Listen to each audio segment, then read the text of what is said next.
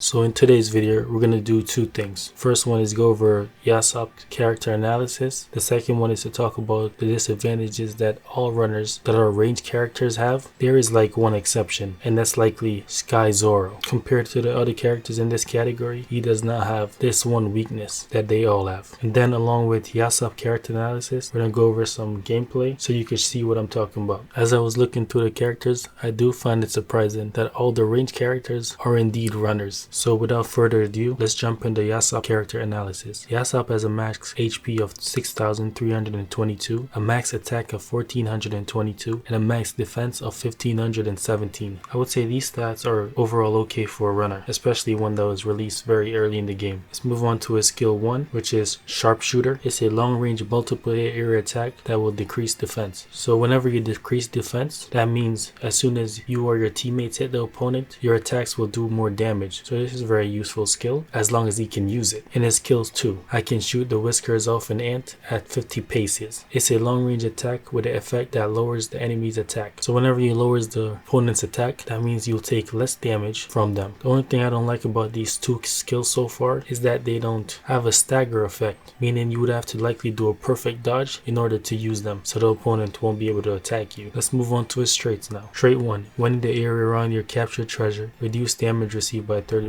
Okay, and when respawn, boost speed by 10%. This lasts for 20 seconds. So the thing is, I don't like traits that activate after respawning, because who would want their character to die in order for them to gain an effect? It's just not very practical in battle. Your goal is to survive as long as possible. And trait 2, when you capture the treasure, reduce the cooldown time of skill 1 by 30%. That's okay. And when your allies are not near the treasure area where you are at, increase the treasure gauge amount when you capture treasure. Overall, these skills are very mediocre compared to his traits as well. They're also very bad, nothing great. Alright, now let's quickly move on to why all ranged characters are at a disadvantage in this game. That's the main point of this video. The Yasopp character analysis is just an added bonus, so you can see if he's any good. I did say ranged characters have one weakness, but I was wrong. They have two weaknesses. So the first one is their moveset, which is their basic moves. They tend to be very slow when attacking, and after their last hit, they pause for a few seconds, so they're left wide open for their opponent to take advantage of that. The second one is that they're only good far away. Once your opponent gets close to you, the fight is basically over, because they can't do anything once there's two opponents surrounding them. Those are the two main weaknesses that ranged characters have. I would say if we're going to get another ranged character that's a runner, they need to have the bases covered where they can do multiple hits to the enemy and they have a wider range once they do their normal attacks. And I believe the Doflamingo that we're going to get might be the second character to solve this problem, along with the Sky Zoro. He already solves this problem. That's why he covers those two bases. Even though he's a ranged character, he doesn't have this weakness that all the other ranged characters in the game so far have.